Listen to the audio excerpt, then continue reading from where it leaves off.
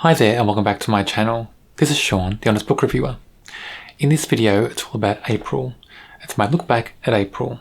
How many books did I read? What genres were they? What were my top 5 books for the month? And also 2 other books I thought were great books. Just didn't make the top 5.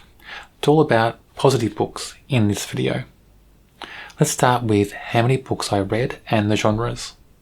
I read 24 books in April. Now what were the genres? Cozy mystery, 5 books. General fiction, 10 books. Horror, 2 books. Thriller, 3 books. Mystery, 3 books. Fantasy, 1 book. So a mix of genres again. In general fiction, there's some historical fiction thrown in there, but I just class it as general fiction just to keep the number of genres down a bit. But they were historical books as well. So a lot of general fiction as well I've read in the last few months, and maybe some months last year as well, was also linked to different book awards around the world. Now, I've had to think about how I approach book awards, because with book awards, I'm not too keen on book awards that ignore genre or commercial fiction. I think there's fantastic genre and commercial fiction out there, and I don't think they should be ignored by book awards.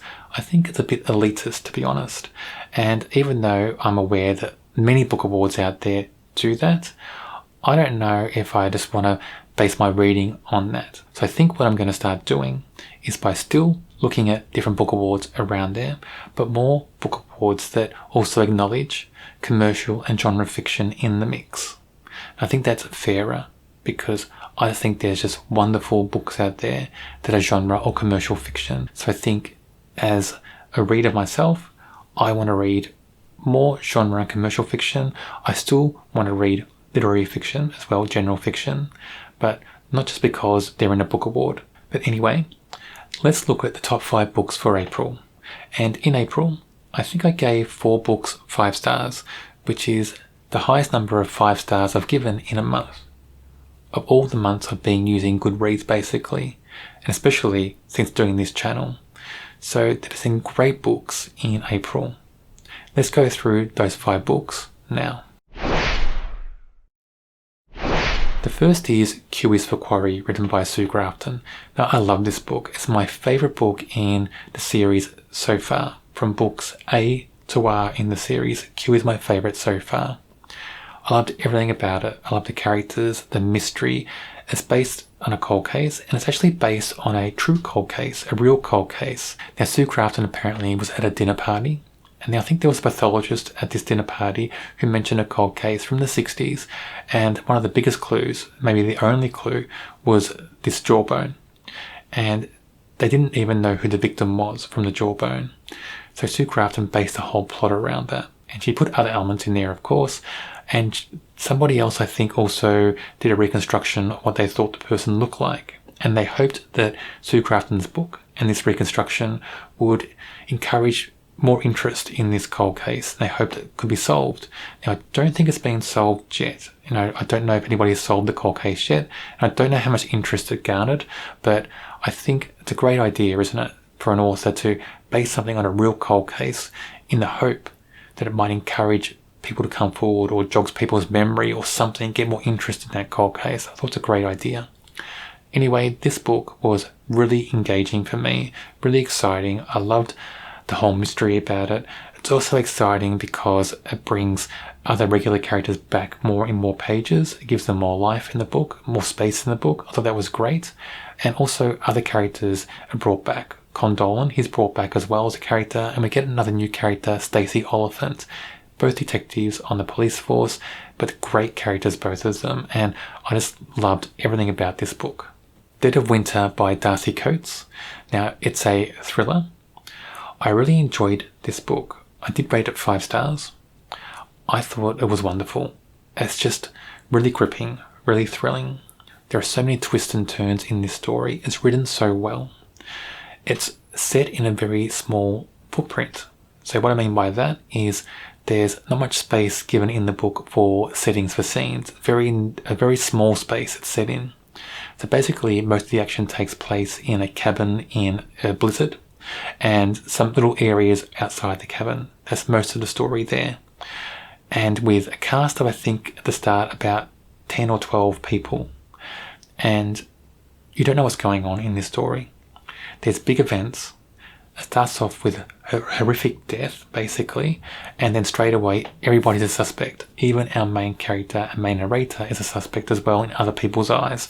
So it's a very thrilling, interesting, gripping story, and it keeps you guessing. When I read this, I changed my mind so many times who I thought was the killer. I thought this person was, and then something happened and I thought, okay, that person can't be now, but it's this person over here. Then okay, that person's not. And I kept changing many times in this book, and I got it wrong so many times as well. So I wouldn't make a good detective, would I? But it's a thrilling book, very gripping. I'm sure you love this book, and I want to read everything Darcy Coates has written in the past. It's not her first book, but it just makes me want to read her whole catalogue. Death of a Traitor by MC Beaton. It's the latest Hamish Macbeth book. I gave this 5 stars as well. It's a great book in the Hamish Macbeth series. It's one of my favourites in the series.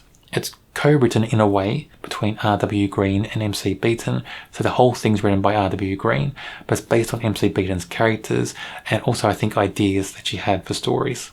I think that's how it's going. So a great addition to this series. There's so many things going on in this for Hamish, and he comes across so well in this book. It's almost like the Hamish of old. There's so many good moments for Hamish, and I really enjoyed his character in this story. Other characters in the book as well kind of stand out. I enjoyed the fact that a lot of it happens in his home village. We have things going on in other villages as well in this book nearby, and they have the same feel as his home village.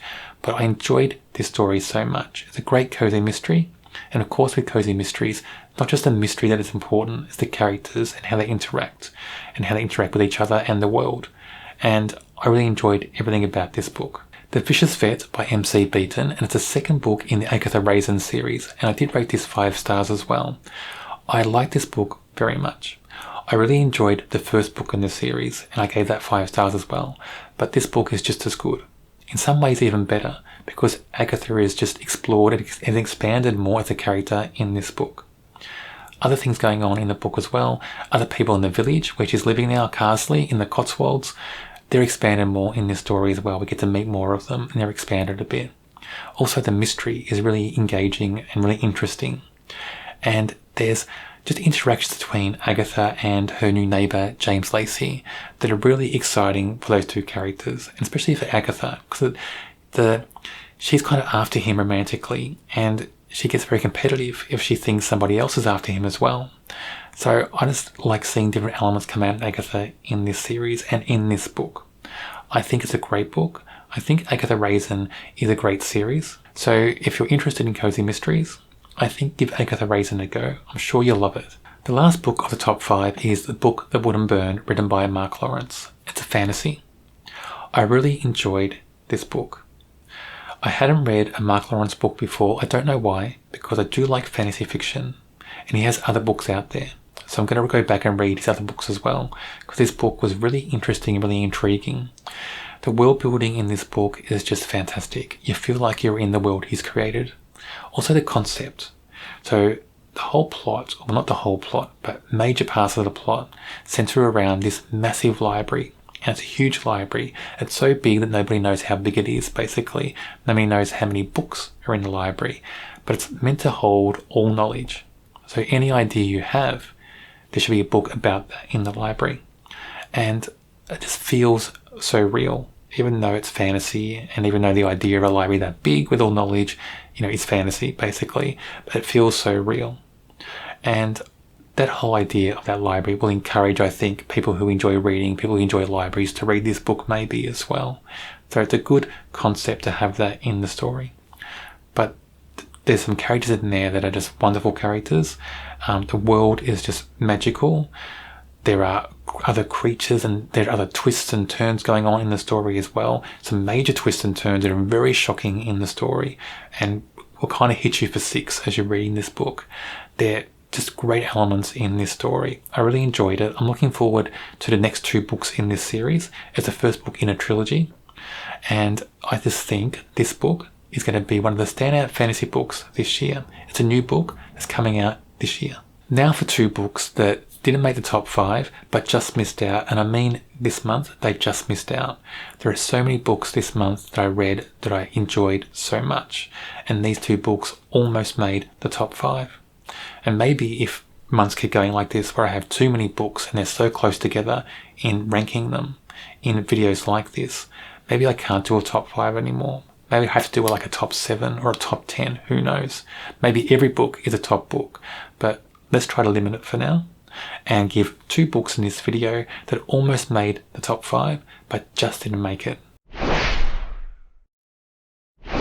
The first book is The Children on the Hill, written by Jennifer McMahon. It's the first book I've read of this author. She has other books in her catalogue, and I'm going to go through all the books in her catalogue hopefully. And since reading this book, I think I've read one more book from the same author, and I've got another one from the library to read. But this book is very interesting, very gripping, also very chilling. There are so many things going on in this story. There are twists and turns going on as well. Some major twists and turns as well. And with this book, there's one big twist that will just change everything you think you know about this story when you're reading it. So it's like the whole world in this book turns upside down with one big major twist. But I found it a gripping book. I found the past storylines. So in this book, it's past and present storylines and chapters, some chapters are past, some are present. Not my favourite way of storytelling. I do prefer when past and present are mixed and we get just ideas about the past and a bit of history about the past in the present day as a story is told in present day storyline. That's my preferred way of storytelling. But I do understand why it's written in the way it is. And I've got a feeling the author writes books like that anyway, because the other book I've read from this author after this book also had past and present storylines interchanging, and it had the same reason for doing that, that as the present storyline progresses, we learn more about the present from the past. So that's the way that I think the author's structuring some of her books anyway. Anyway, this book is very interesting. It's centered around a institution that's where one main setting is, and then also a house nearby. And the reason there's a house nearby is there's children, and the children's grandmother is director of this institution. So that's the reason why they live so close. So the children are homeschooled. They're told never to go to this institution. It's called the Inn. Never to go inside. And other things start happening. They start learning more things about their grandmother. And they start learning more things about this strange girl who turns up. And this strange girl turns up, and the grandmother tells 2 children to look after this new girl. Treat her like she's a sister. Look after her, but let me know how she's going. Give me daily updates on her progress, etc. So that just opens up a bit of a mystery and intrigue about this new girl. Who is she? Because nobody knows who she is. She doesn't remember anything about herself, about how she got there, about anything about her life, basically, not even her name. And the children aren't told anything about this girl by their grandmother. So it's very mysterious who this girl is. That opens up so much in this story. And it opens up just mysteries and suspense and secrets and things going on that impact both storylines, past and present. So a very good book. I do recommend it. It's not a long read. It's a very quick read in my opinion, but do grab it, I think, and give it a go. This author, I think, is going to be a great author. Well, for me anyway. And it's one of those things where I've read one book and I want to read all the books from the author. The next book that almost made the top 5 is The Queen's Gambit by Walter Tevis. Now this is a Netflix series and I haven't watched the series yet. I want to read the book first. But I found the book very gripping and I was surprised by that because so much of it is around playing chess. People playing chess. But the way it's written, through the character's eyes, through the main character's eyes, the way we see the chess games and her opponents, and other things going on in her life, but especially those chess games and her opponents. It's very gripping. She sees things in very high level detail, but she gives us insights into her opponents and also into her moves and her opponent's move on the chessboard and her environment as well when she's playing these chess tournaments.